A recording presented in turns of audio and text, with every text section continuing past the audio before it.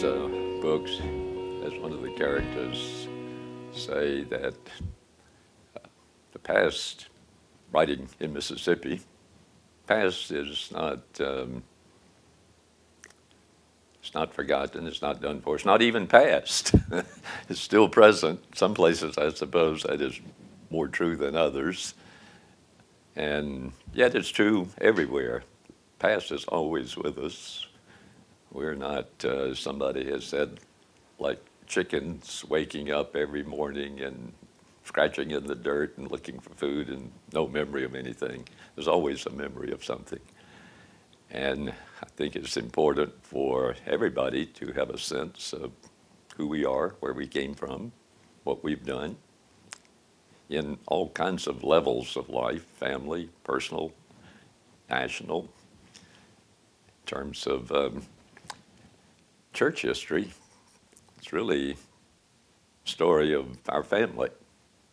We have our earthly families, and people are interested in genealogies.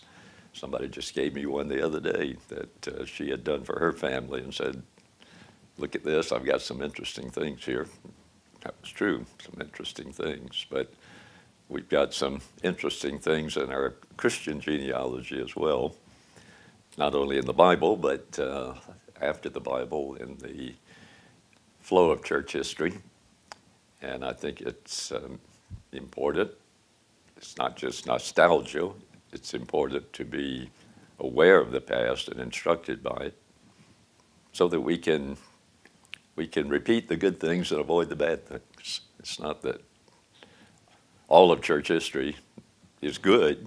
A lot of it is disappointing, and we are sorry about that. Just like in our own family genealogies, we find some skeletons in the closet, and we're sorry about that, but the same thing happens in our study of history. But, you know, in a way, it's a study of history is like travel. If you stay in one place and never see anything else, you're going to be provincial and perhaps somewhat small-minded and not appreciative of other places and cultures.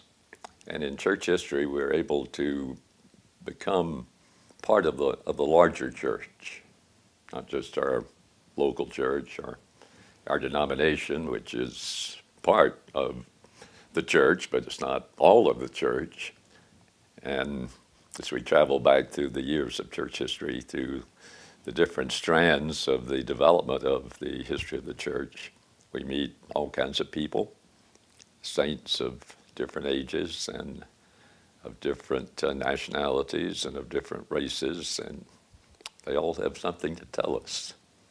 I've been doing a series of articles for the magazine called Knowing and Doing, which is published by the C.S. Lewis Institute in the Washington, D.C. area. It's called Profiles in Faith. And so every quarter I get to work on the life of another Christian, some well-known, some not so well-known. I get to choose the ones I want to write on.